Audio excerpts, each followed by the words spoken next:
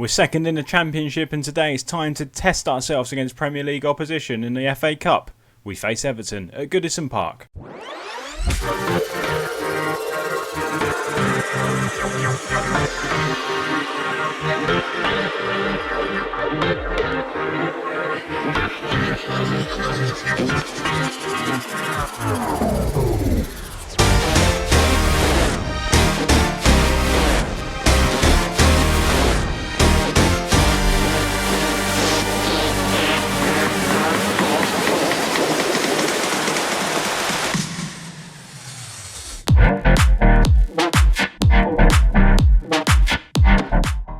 Hello everyone, I'm Dan. Welcome to episode 15 of our FM21 Sleeping Giant series with Sunderland, where we are halfway through our second season now of the 5-year challenge. Hope you're all doing very well. We're midway through the week, bank holiday week obviously this week, 4-day week, not too bad. I always complain about being in a week, but at least it's hump day and now we're on the way to the weekend once again, thankfully. So hope you're all well, guys. Let's jump straight into it then. We've been in pretty, I don't know really, it's been kind of up and down form since you was last with us for the Blackburn game, the draw with them. Let's show you exactly what has been going on. A couple of defeats in there. So, the first game after the Blackburn Rovers game, 1-1, which you saw on the last episode, we played Queen's Park Rangers, struggling Queen's Park Rangers, and we beat them 2-0. Very comfortable victory indeed. Should have been a lot more, but it was just a casual, comfortable day at the office for the boys. Andre Green and Jack Rolls getting both the goals in the second half. We did leave it late on to actually finish QPR off at 1-0. It's always dodgy, isn't it? Especially when you've gone a few games without a clean sheet. Two disappointing results though. We went away to Sheffield United. It was always going to be tough, this one. Martinelli scoring in the 43rd minute for the Blades, but they've come down from the Premier League. It was always going to be tough going away there. They were 5th going into this, so they're behind us in good form. And 1-0 wasn't a terrible result. We were probably due a defeat because we've gone about 7 games prior to that without a defeat. So it wasn't too bad. The disappointing one though was Derby County. Now Derby are a side in around mid-table, expected to be doing a little bit better, but they were a lot better than us on the day. They started so quick. First minute, it was actually 30 seconds in, they went 1-0 up. I'm not even going to pronounce that name. And then Novakovic in the 20th minute made it 2-0. And in truth, we had opportunities, but we just did not get going in that game. And with all the games coming thick and fast in December, I was a little bit worried about what's going to happen with our form, especially with Bournemouth coming up shortly. But we played Ipswich next, of course.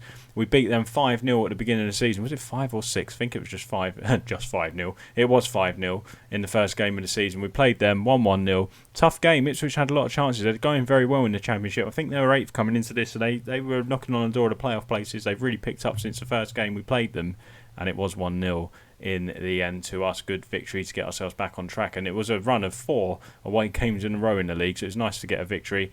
We then played Bournemouth, and this was astounding. They were 2nd, we was 5th I think going into this game after the couple of defeats, and we won 4-0. It was amazing. 3-0 up after 33 minutes. We played a flat 4-4-2 in this game, tried something a bit different.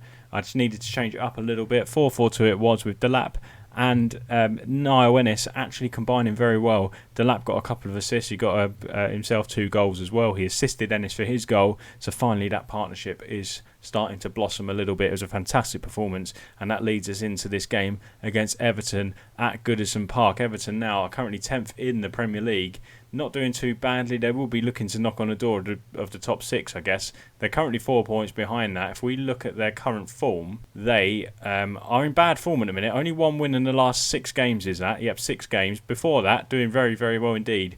But they have lost a few games recently. They've drawn against Leeds United. A good draw against Manchester City of late as well. But they are conceding goals, so hopefully we can cause them a few problems. This is how it looks in the Championship then. We might as well show you this. I know it's an FA Cup day today, but we are currently laying in 2nd. It's very tight in the Championship this year. Palace are 3 points ahead of us on 52 points. We're 2nd on goal difference on 49. In fact, it's goals scored. Exactly the same record as Sheffield United, 14 wins, 7 draws and 4 defeats, 23 goal difference.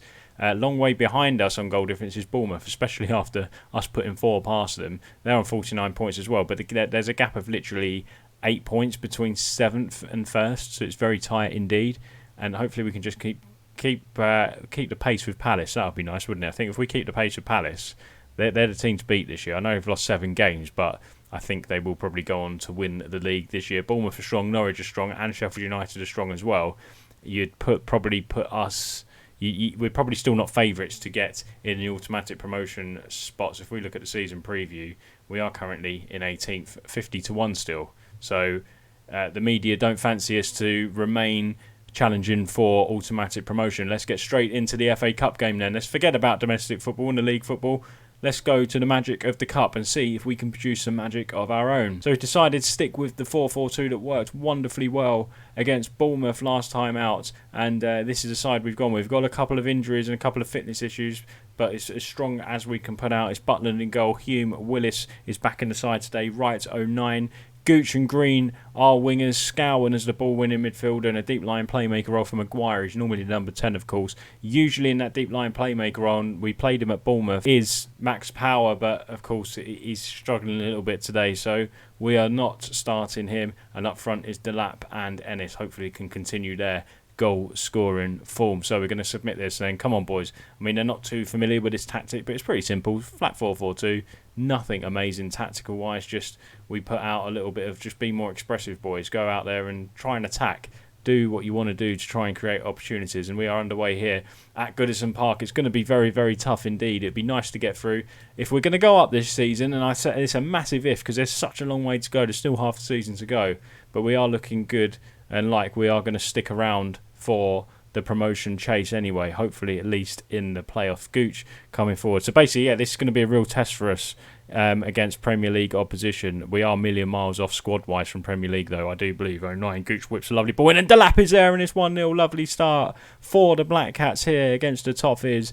Beautiful ball in from Lyndon Gooch, and Liam Delap was at the back post to volley it home. 09 done fantastic work there as well. Dignes, poor attempt at a tackle. Gooch in extra space, lovely whipped ball in, and Delap was there. Usually goes with them with his head because he's good in the air, but he let it to come down onto his left foot to rifle into the back of the net. It is Everton 0, Sunderland 1. Just after 15 minutes, hopefully we can keep it up. We are going to play for set pieces, actually.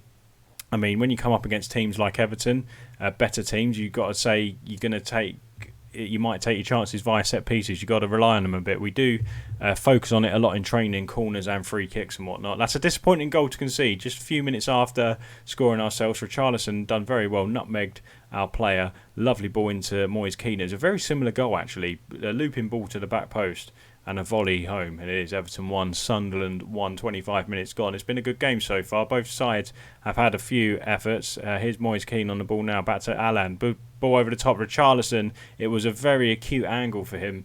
And it is headed onto the bar, I believe it was. We're going to encourage the boys a little bit. We're doing well. I take this. 1-1. We're not getting slaughtered.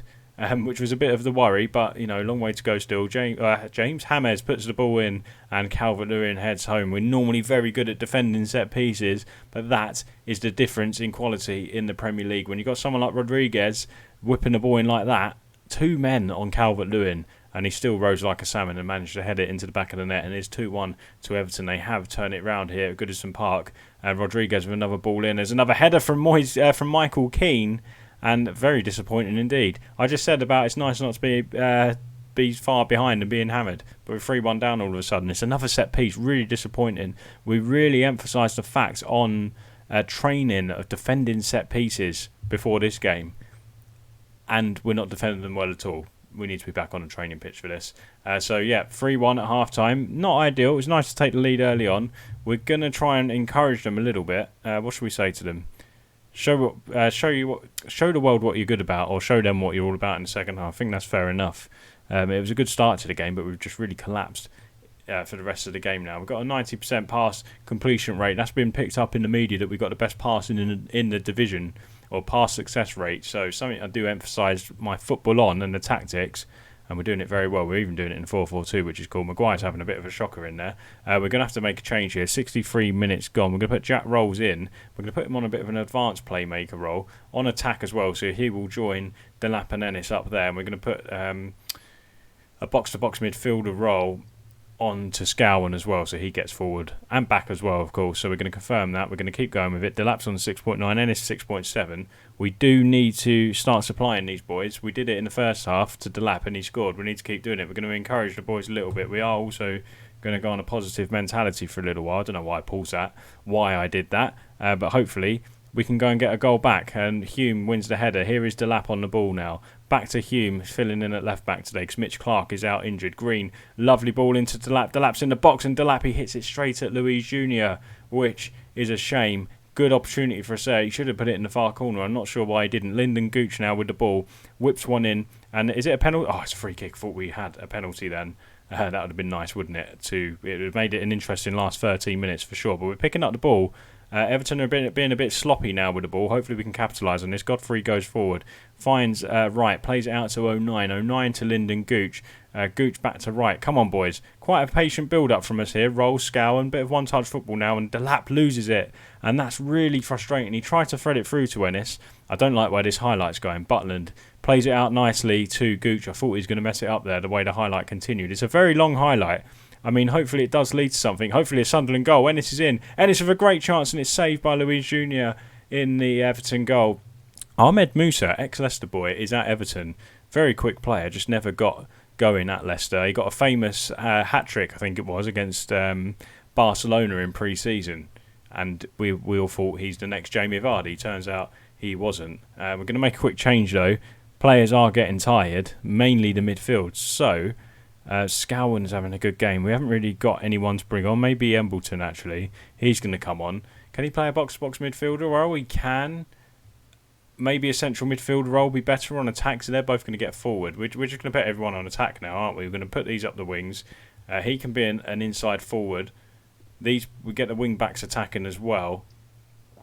I mean, we're asking to go and concede another two or three goals, aren't we, in the last 6 minutes? But you've got to go for it. It's the FA Cup. And, why not go for it? You should go for it, really, shouldn't you, against these sides? So, O'Brien, maybe we bring on up top? No, he's on his way out. We don't want him to have anything to do with this. We're going to bring Hume off, put Rozier on, and we'll go like that. We'll go attacking, more attacking player roles, and hopefully that will commit more players forward and create more chances. Hume into Green. Hume plays it into Rolls. It's blocked. All of a sudden, we've got 4 or 5 in the box, which is nice. And it is still 3-1 to Everton. Come on, boys. Just be nice to make it 3-2. Just show a little bit of fight back. It's not been a terrible performance today. The difference in quality is amazing. 2 set pieces. That's the most disappointing thing. It was set pieces. And Brooks' effort straight at Jack Butland there. Still 3-1. And hopefully, come on, boys. Very attacking now. Let's try and hit them on the counter here and make it 3-2. Here is Alan on the ball now. Very good player, isn't he? Sigurdsson. Back to Alan. James Rodriguez. Alan again plays it into Calvert-Lewin, who fires it wide. I thought he was offside, but he might have just. But again, it's Premier League quality. The speed, wasn't it? He looked offside, but obviously he wasn't. And it is full time. It's 3-1. Not the worst performance in the world. We did concede a lot of chances to Everton. And as I said, very disappointing considering it was 2 set-piece goals. And very similar goals, isn't it, that we scored to open the game and they equalised with. But just 2 goals from corners, which we really are really good at normally. It is a shame that we couldn't avoid them goals. We're going to say we're the underdogs and we gave it our best good effort. I don't want to lambast them for that performance because it was overall not a bad performance. Just a shame we conceded in the manner that we did. A bit of transfer news for you now, which I should have done before the game, but George Dobson, he is a midfielder, can play ball-winning midfielder, deep-lying playmaker role, half-back defensive midfielder, basically an all-round very good midfielder, will be joining Sunderland on the 2nd of January, which is tomorrow in game time, on I think it was a £650,000 deal. He joins us from, I'm not going to be able to pronounce this, am I? Charleroi, I think that's how you pronounce it. Anyway, they are in the Jupiler Pro League in Belgium, and he looks like a very, very good player indeed. He's only 24 years of age. Look, our scouts have rated him at 94, so he looks very good indeed. We was after another midfielder because there's a lot of pressure on Scowen and Max Power, and when one of them are out of the team, we really do notice it. So Dobson should come in and do a real good job for us. His attributes look fantastic as a ball-winning midfielder, tackling on 11. His teamwork's brilliant. His work rate's great. Bravery's fantastic as well. He's aggressive. Great leadership as well. He looks like he could be a future captain here at Sunderland. Let's have a look at the schedule then. So what we'll do, I think the best thing to do, because it's the January window now, I'll play through the next 5 games: Birmingham, Reading, Huddersfield, Luton and Rotherham. Hopefully some winnable games there. We've got a run of 3 straight Championship home games now, and I hope we can pick up minimum 7 points, hopefully 9. We'll play them games anyway. We'll come back for MK Dons again. Of course, they come up with us last year. They're struggling this season.